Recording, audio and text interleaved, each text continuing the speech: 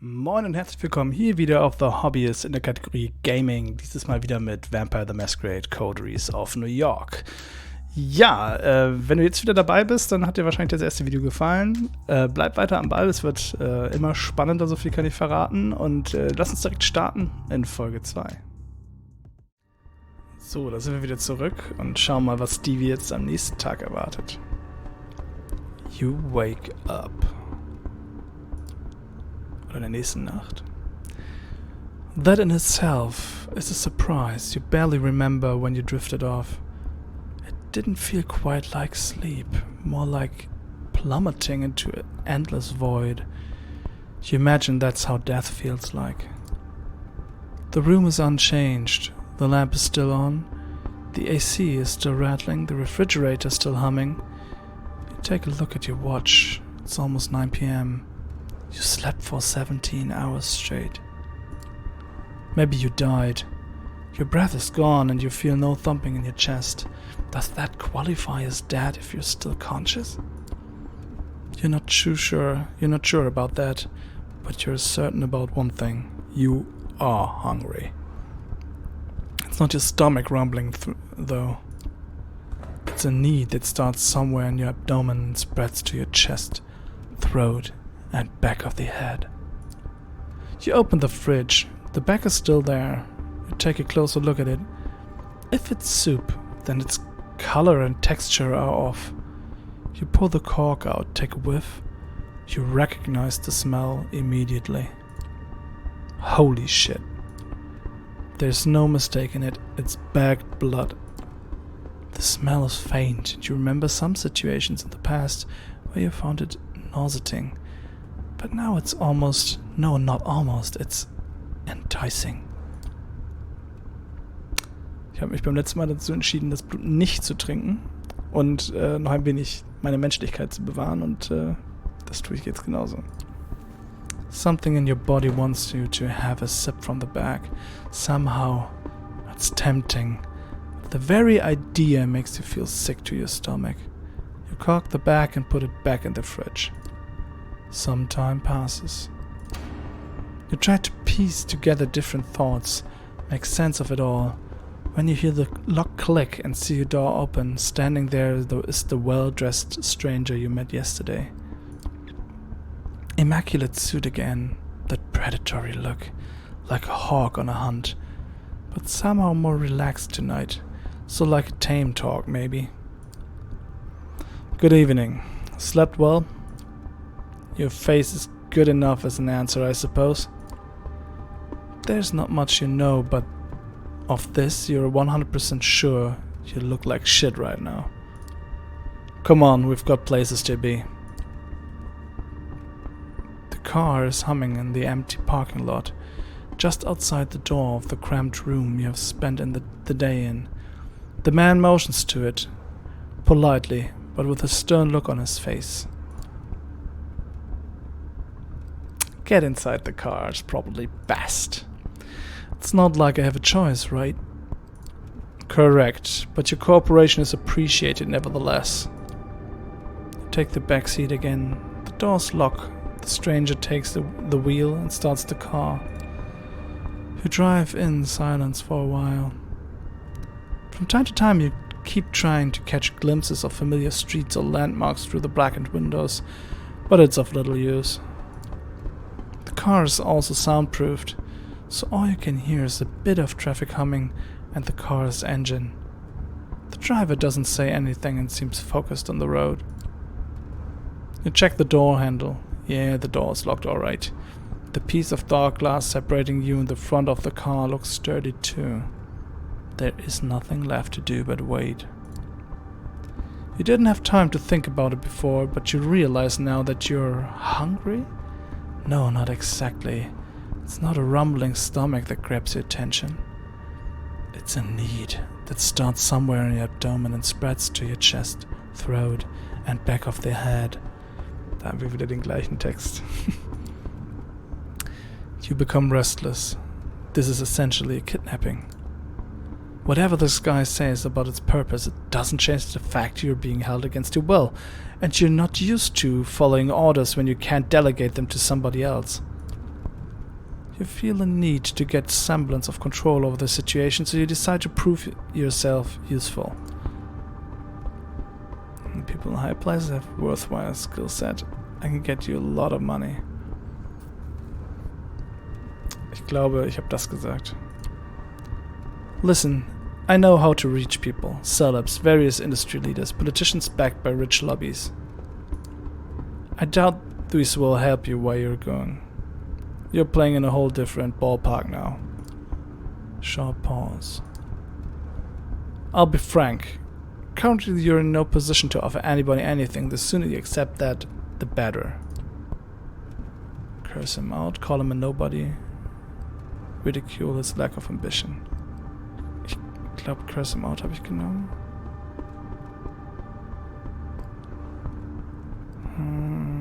Was habe ich gesagt? Pig-headed fuckboy. Genau das habe ich gesagt. Hey! Language!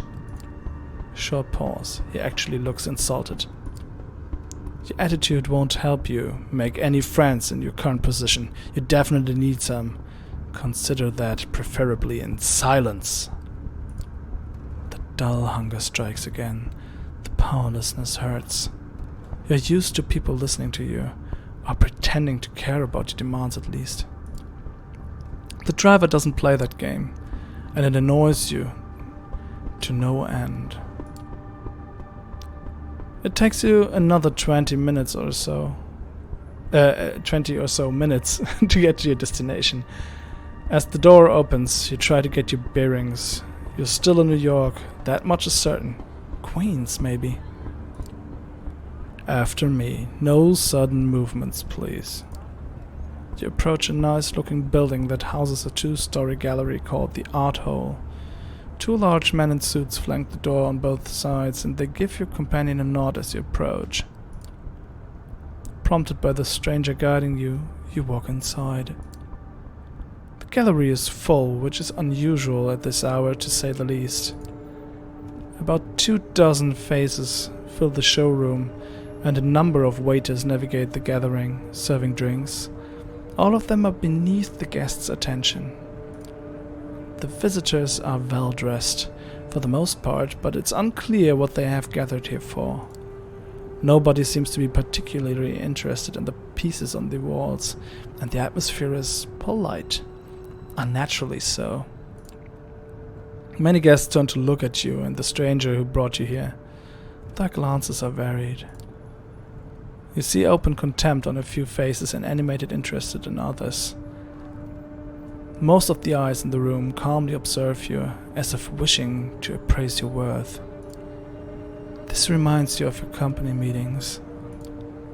You, the only woman in the room, silently judged on her merits but on her standing on the list, passed in clandestine email threads between your male co-workers until HR found out. That is.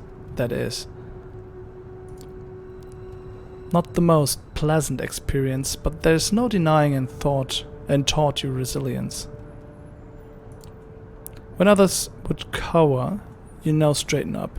When others would turn their gaze, you meet the eyes of the gallery's guests with confidence. The woman. Good evening, Kadir. And to you, child. The noble, cold voice takes you out of your head and back to the situation at hand. The gallery. A crowd of strangers. You being brought here against your will. For what purpose? The room awaits your response. Good evening, Miss. Ich bin mir nicht sicher, ob ich das oder das gesagt habe. Ich glaube, ich habe das gesagt. Good evening, Miss. You're addressing the Prince of New York City, Helene Panhard, child of Michaela. Thank you, my sheriff, but I'm capable of introducing myself. She is somewhat plain-looking and doesn't seem to possess a great deal of charm, but still the entire room is intensely focused on her voice. She has influence over these people, that much is clear. You may address me as Prince, child. I realize your introduction to unlife was abrupt, and I understand your sire left shortly after. The rules of our society dictate I punish you both for this transgression. A murmur of agreement, maybe, can be heard from the gathered audience. But I'm willing to listen to what our loyal sheriff has to say about the circumstances of your embrace first.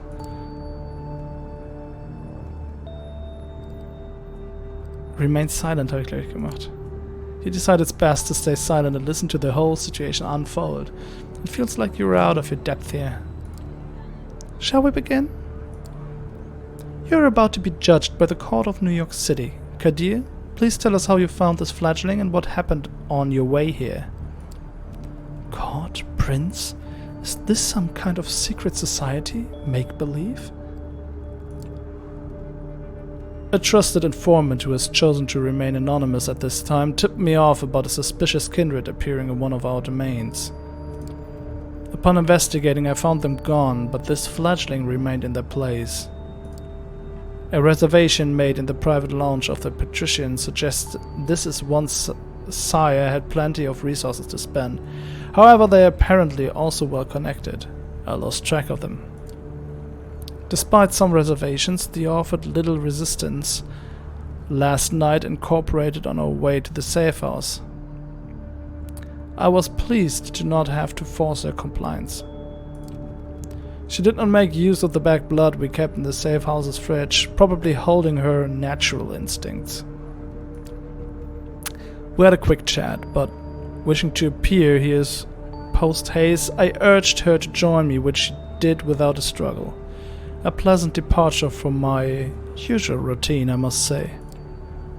During our drive here, she showed me her fangs, metaphorically speaking, posturing as if we were equals, insulting me when it didn't work. I refrained from causing her physical harm, but I expect her ego might still be a bit bruised. He looks at you and flashes a nasty smile. The story ends with us arriving at the Elysium tonight. All eyes on you again. You take a special interest in one of the faces. It's a beautiful woman with curly, almost blood-red hair and a dress to match.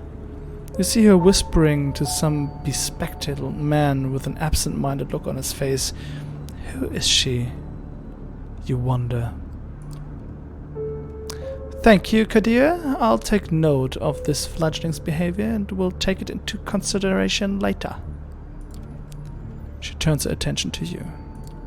First, there's the matter of your sire, the person who brought you where Kadir picked you up from last night.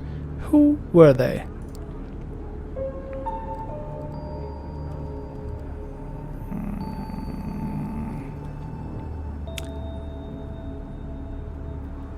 Ich glaube, ich habe das tatsächlich gefragt. Let me ask you this first. Why do you keep using that word? Sire, what does it mean? Under regular circumstances, they would be your patron and the one responsible for your introduction into our society. Things being what they are, however, I would very much like to know who they are. Indulge me. You find it impossible to decline her final request. Something in her voice makes you want to please her, and you hear yourself speak. An entrepreneur, acquaintance of my boss, I think. Good-looking, pale blue eyes and some grey in his hair. Charming, abusive, cold son of a bitch. You stop yourself from saying more, then you realize there's really not much to talk about. A nagging, though, enters your mind. How did this prince persuade you with such ease?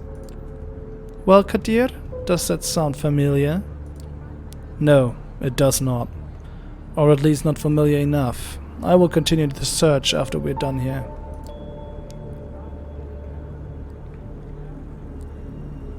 Genau, das habe ich gleich gesagt. That man, he talked to somebody at the restaurant before I left. I can't remember what he said, but he wasn't alone.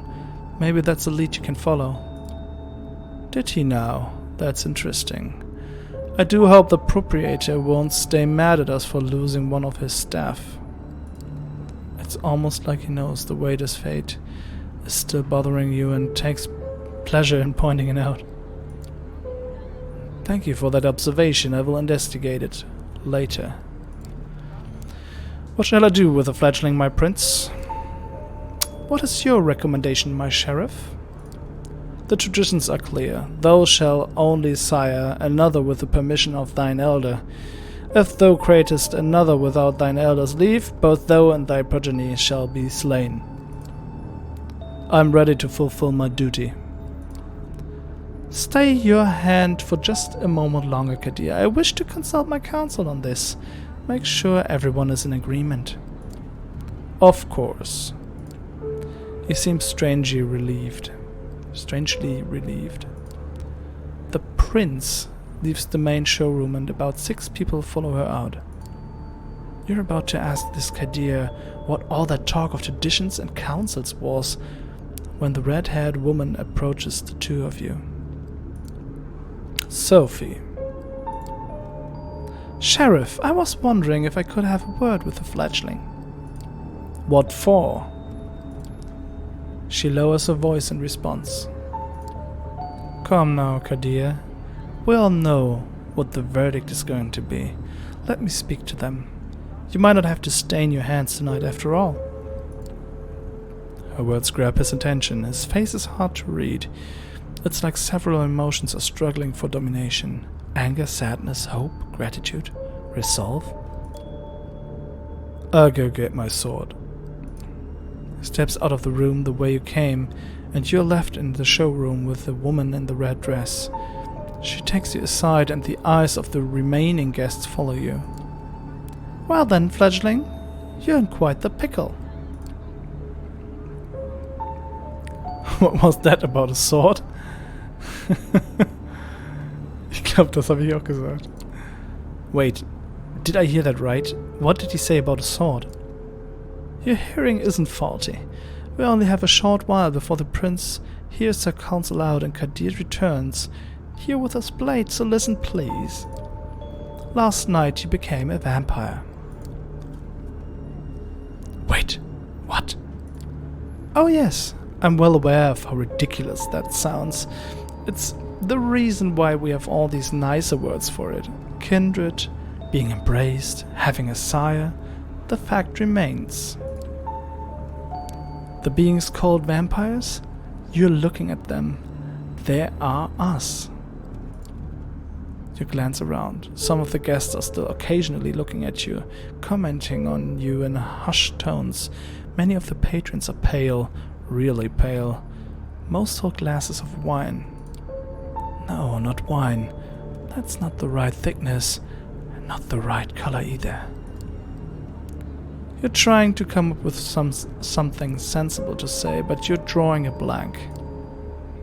It makes a morbid kind of sense. You drank blood last night, there's no denying it, and your breathing has not returned. Your heart remains still. A vampire. Two voices in your head start battling for supremacy.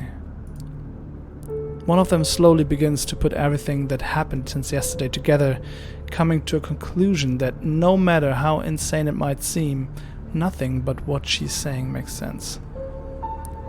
The other voice just keeps saying, "What the fuck? What the fuck?" on repeat.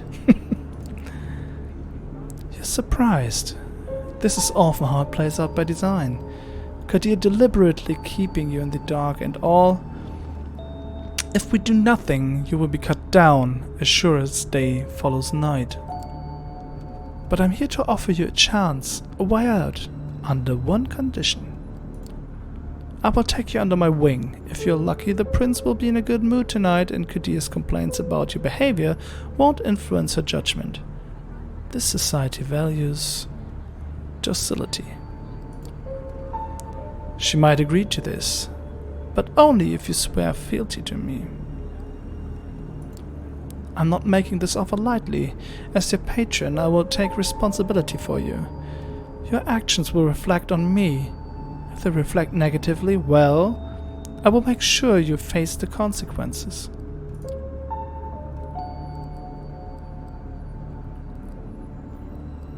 What happens if I refuse, hatte ich glaube ich gefragt, or if I agree?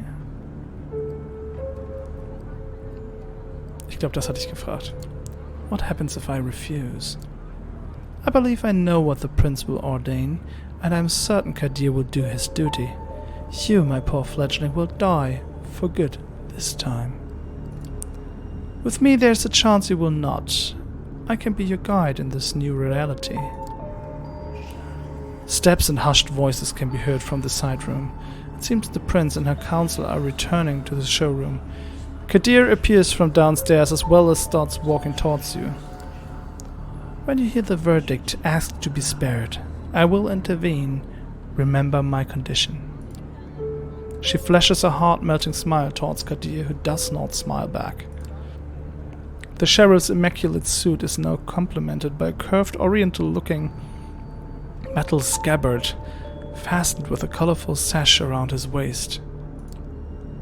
It would look vaguely ridiculous if it wasn't surprisingly intimidating first and foremost. Kadir takes his place next to you and observes as the prince takes center stage again. Loyal kindred of New York City, Camarilla gathered here tonight. I have made my decision regarding this fledgling. Their behavior since being embraced has been disagreeable, and that does not bode well for them becoming a valuable member of our society.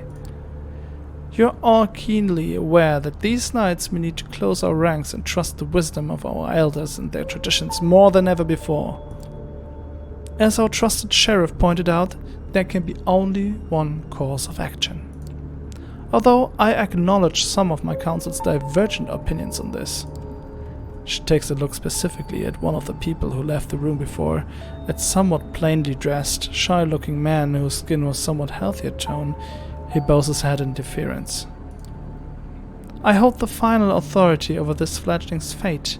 I declare that while their embrace might be the sire's responsibility, in their absence, it is their progeny that shall be punished.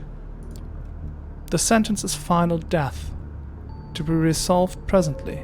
Kadir? You hear a scraping sound and see that the sheriff has unsheathed his curved sword. It's a beautifully detailed blade which you expect must be worth a small fortune. Its apparent sharpness makes you freeze up. 2 outs, bottom of the 9th. His quiet mumble is audible to nobody but you, and his eyes meet yours. You note just a hint of sadness in his countenance, one that quickly vanishes to give way to grim determination. And he's out to bet. You will not get another chance to speak up. Ask for mercy. You make your choice. Spare me, please.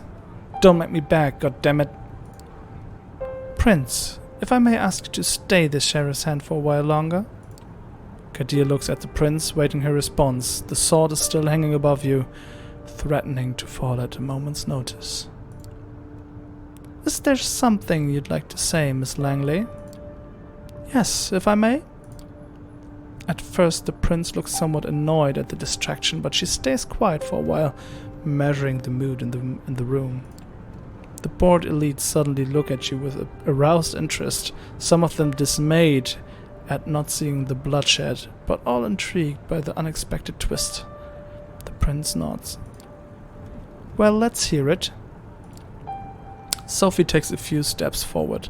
All eyes on her now, but Kadir's heavy hand on your shoulder makes it clear you won't take advantage of the distraction. My prince, while the traditions are clear, I believe that the proper context should be observed in addition to the letter of our laws.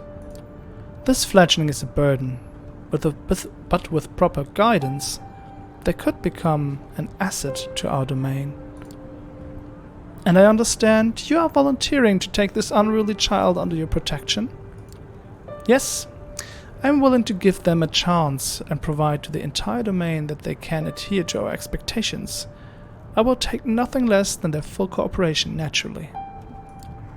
Whispers can be heard again, an incredulous voice or two. A harsh "just behead the fucker," some suppressed exclamations of surprise. Silence! I ask all of you to make a note of this moment. I might be persuaded to bend one tradition in this child's favor, but another will have to be enforced even more firmly in its stead. Until thy progeny shall be released, thou shalt command them in all things. Their sins are thine to endure. Are you certain that's a responsibility you wish to shoulder, Miss Langley? I am willing to guide this fledgling and add a valuable ally to our sect in a time of need. Yes. But would like to receive the right of destruction over them, if it pleases you.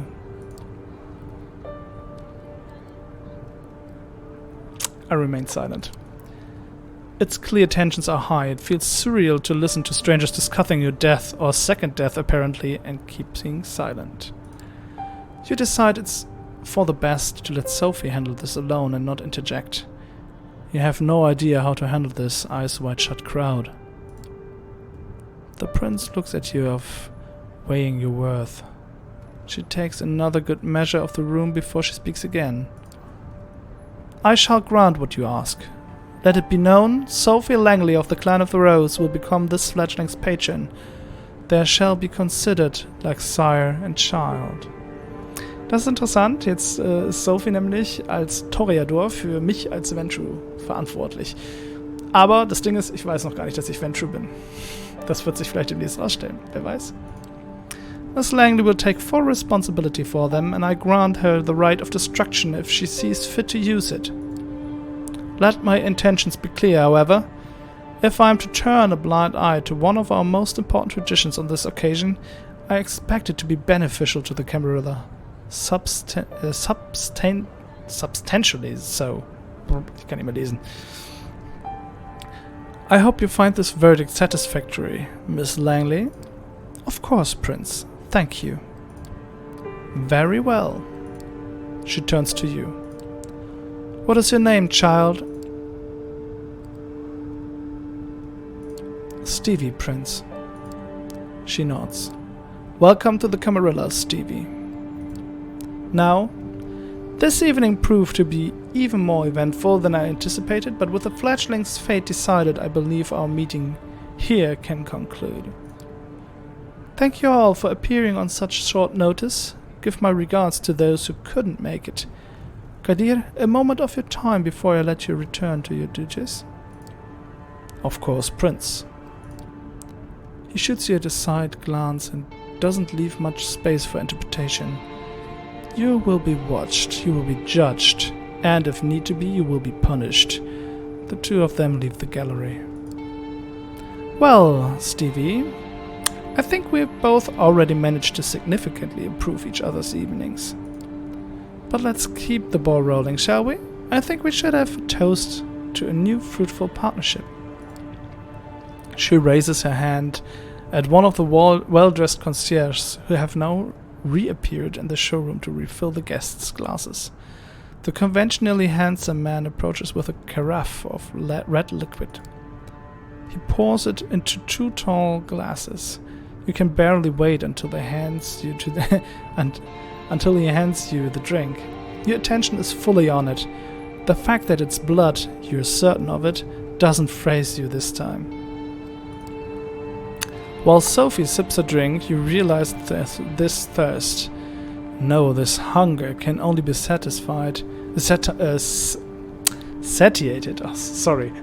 satiated by drinking the whole glass in almost a single gulp. You're taken aback by how wretched it tastes. And then you throw up. Just like that, the crimson liquid exits your throat in a stream.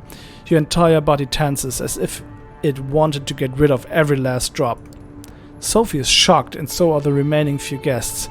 A posh woman curses you out quietly. You barely manage to avoid spraying it all over your clothes. Sophie's over the gallery wall. You barely manage to avoid spraying it all over your clothes. Sophie's over the gallery wall, the abstract painting next to you. A small, disgusting puddle forms at your feet. What a humiliating shitshow. Das ist das Problem der Ventrue, denn Ventrue müssen immer ganz spezielles Blut trinken. Don't let it bother you. New York City caterers have very bourgeois ideas about what good blood should taste like, and some of us to have delicate palates. You just need to keep trying. Try taking smaller sips. She waves at one of the staff and they soon start mopping up. In the meantime, the concierge serves you 3 other variants of blood. The first 2 are as horrible and indigestible as before, both ending up back in the glass within moments of tasting them. Before the 3rd try, you are almost ready to throw the glass at the wall in frustration, but finally, this one's different. Instead of mud and decay, a surprisingly rich bouquet of tastes. You feel blissfully at ease, and Sophie takes notice. Ah, there it is. Jacob, would you kindly let us know who the vessel was? Leave the bottle, please. The concierge nods and leaves again. You take another sip and another, you empty the glass. The dull feeling in your stomach and head starts subsiding, but you still want more. Sophie pours you another glass and refills hers. She takes a sip. You have a curiously specific taste, Stevie. Is it the clover notes, the traces of caffeine, or that bittersweet aftertaste of melancholy? You taste nothing of the kind, but it doesn't matter, it's tasty, but not as delicious as it was last night, not as intoxicating. It manages to silence the hunger somewhat, though. Looks like drinking blood puts you at ease. When you can keep it in, it's a strange realization. The man named Jacob comes back with a small card and leaves it with Sophie. She takes a quick look and passes it on to you. It's somebody's medical details. An office worker, male, Caucasian, 32 years old. Blood type AB Resofactor positive.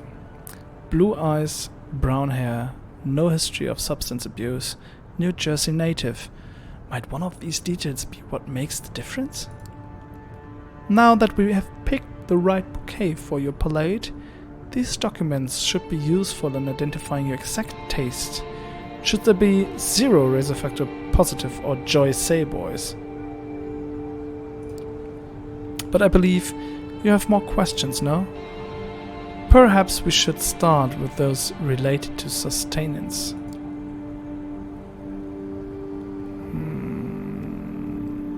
Das habe ich gleich gefragt. These difficulties of mine, how do I navigate that? How will I know what kind of blood I can drink? It's a tricky question. I believe you will just have to trust your instinct on this. With time, you should be able to narrow down your particular preference. Blood that you reject is, of course, of no value to you, and it's a horrible waste. No amount of it will ever sate your hunger completely, but every little sip counts. If you're frugal or forced by the circumstances, you can survive many nights without a single drink, but it's risky and will tempt the beast that is part of your curse. It would take some time to find the right balance. Tomorrow, I shall take you hunting and we will explore this topic further, but you should be good for now. What do you mean by hunting? Did you say hunting? As in rifles, hounds and funny hats hunting?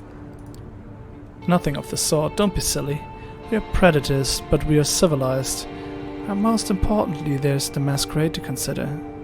I will get back to that. A hunt may take many forms. There are those of us who seduce kine, up to and including the emotions of intercourse, if you feel like it. Others prefer to feed under the guise of a mugget or assault. Some have herds of retainers for the purpose of feeding. Drinking from sleepers in their homes is not uncommon. Blood banks are an option to the few that can tolerate it, though they are frowned upon. You will need to identify these opportunities and decide for yourself whether to pursue them. But make no mistake, you will have to hunt to survive. The concierge returns, asks for permission to intrude, which Sophie gives with a polite smile, and leans in to whisper in her ear. You note that the gallery is now almost empty. I'm being told the gallery is just about to close, but we still have quite a lot to discuss. We'll go to one of my apartments. My jalopy is waiting downstairs. Come. The smile she puts on you could tip any negotiation towards a favor. Her words are like honey, and she makes it impossible to take your eyes off her. You're under her spell momentarily. Sophie leads you to a luxurious silver Rolls Royce and invites you to sit in the back. The chauffeur, a broad-shouldered, clean-shaven, middle-aged guy, starts driving immediately.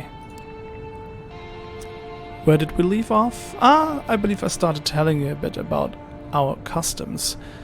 You've heard the prince refer to our traditions. The chief among them is the Masquerade. As you might have gathered from us assembling at a niche gallery after closing time, our comings, goings and doings tend to be somewhat secretive. We do not advertise our existence. We allow myths and modern fiction to morph and model the facts, so to the vast majority of kind remain bedtime stories and pop culture icons. Say, is that one television show about a vampire angel still popular? You shake your head in confusion. She shrugs and continues talking, looking a little bit more dejected than before. Our clandestine ways help us remain safe, allow us to explain away the occasional trip up to the rational minds of 21st century humanity, and dictate much of our interactions with mortals. Sorry.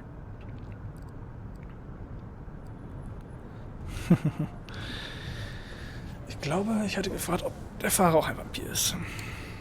So, if it's such a secret, then I'm guessing your driver's a vampire too? Oh, dear Gregory here? No, not a vampire, although he's a loyal servant and as such trusted to not spill our secrets left and right. You will realize with time that such help is welcome. Gregory watches over me during the day hours. Sun burns our kind. That's why we take our rest when it rises. It's more akin to being dead than asleep, as I'm sure you've already experienced. But not everything you've heard about vampires is true. Some are more folk-related threats, are just legends, or occasionally a minor nuisance. Garlic, running water. Even religious symbols don't repel us unless the wielder is uniquely pure and godly. Stakes through the heart, though, that's something to avoid. They do not destroy, but they do paralyze us. Well, that's just another reason to have somebody like trusty old Gregory making sure you're safe when you drift away. We have many enemies, and they often know their advantage lies with daylight. Sorry. How can I trust your driver? Can you trust your drivers friends? Dir hat das gefallen. Your driver must know who he works for, right? I mean, he's right there. Surely he can hear everything we're saying. How can you trust him to keep your secrets? His loyalty is assured by partaking of my blood. But his loyalty extends beyond just this dependency, as I'm sure he'll be happy to tell you if you ask. It is a nice change of pace. Our little sect supplies social interactions aplenty, but it doesn't really encourage counting on someone. Support given in exchange for favors, yes, that's more like it. Long-term solidarity does occur in the Camarilla, but we are a very politicized organization by necessity. Loyalty is to your sire, to your prince, and to the sect. When you're in Elysium, like we were tonight, the sect can appear to be a monolith. The reality is more complex. Outside of official gatherings, shady deals, and a quid pro quo mentality reign supreme. She seems to be lost in thought and falls silent for a while, leaving you to ponder all the things you've learned tonight. It still feels absolutely unreal, but as piece after piece of knowledge falls into place, the image becomes almost like an entirely logical jigsaw puzzle. Whatever you wouldn't believe on your own, you've witnessed. Many questions swarm your thoughts, but the one you keep returning to is what your place in this new reality should be. The car stops. You are in the city in front of an old but well-renovated apartment building. We're here. Would you like to see your lodgings? Do I get a lower 7? After all that talk of servants and safety, I'll be disappointed if there's nobody waiting there to make me coffee in the morning. We can discuss finding you a Jeeves at some times in the future. For now, rest assured that this place is safe and adapted to your needs, as you'll see. Come upstairs. She leads you through a small hall with a night guard who greets Miss Langley with a good evening, and you take the stairs up to the second floor. Sophie's opened the door to room 209. Schmuck. Inside, all the amenities you could expect from a modern apartment, and some you wouldn't have deemed necessary just previous night, including thick blinds on the windows. The back room has a comfortable-looking bed and a thick steel door with several sturdy-looking locks, but no windows. Well, how do you like it? Als Venture hatte ich gesagt, ich muss auch mal ein bisschen bossy sein, deswegen well enough, I guess. Won't impress anybody, but I'll do fine, I guess. It has finer qualities you might grow to accept. Make yourself at home. Tomorrow I will take you hunting and discuss the blood in more detail. I'll let you get comfortable. These keys are by the television set. The keys are by the television set. I will come pick you up tomorrow night.